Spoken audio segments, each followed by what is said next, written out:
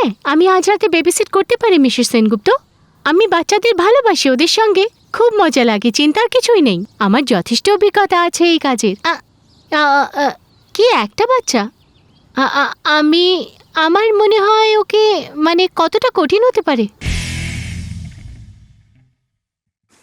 লোকেদের বাচ্চা হওয়ার জন্য প্রয়োজন প্রেগন্যান্সি।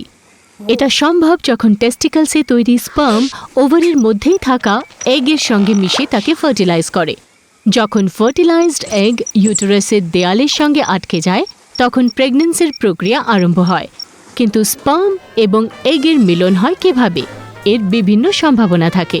স্পার্ম এবং এগ মিলনের সবচেয়ে প্রচলিত পদ্ধতি হল ভেজাইনাল সেক্স, যখন পিনাস ভেজাইনায় প্রবেশ করে এবং স্পার্ম বহনকারী সিমেন ভিতরে ইজ্যাকুলেট করে।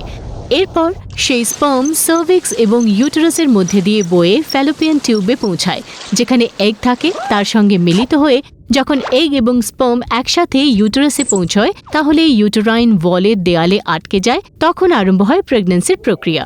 অনেকে ডাক্তারের সাহায্যে আর্টিফিশিয়াল ইনসেমিনেশন প্রক্রিয়ার মাধ্যমে প্রেগনেন্ট হয়। এই ক্ষেত্রে কোনো হেলথ কেয়ার প্রোভাইডার দ্বারা সার্ভিক্স বা ইউটেরাসে সিমেন ইনজেক্ট করা হয়। এই স্পার্ম অবশ্যই ফ্যালোপিয়ান টিউবে পৌঁছে এগের সঙ্গে মিলিত হতে হবে। এরপর সেই ফার্টিলাইজড এগ যেন ফ্যালোপিয়ান টিউব থেকে ইউটেরাস পর্যন্ত গিয়ে ইউট্রিন ওয়ালে আটকে যায়। তারপরে আরম্ভ হবে প্রেগন্যান্সির প্রক্রিয়া। এছাড়া ডাক্তার শরীরের বাইরে কোনো মাধ্যমে স্পার্ম এবং এগের মিলন করিয়ে সেই ফার্টিলাইজড এগ শরীরের ভিতরে ইউটেরাসে ইনসার্ট করা হয়। এই প্রক্রিয়াকে বলা হয় ভিট্রো ফার্টিলাইজেশন। এই সমস্ত প্রক্রিয়ার মাধ্যমে প্রেগন্যান্সি সম্ভাব্য।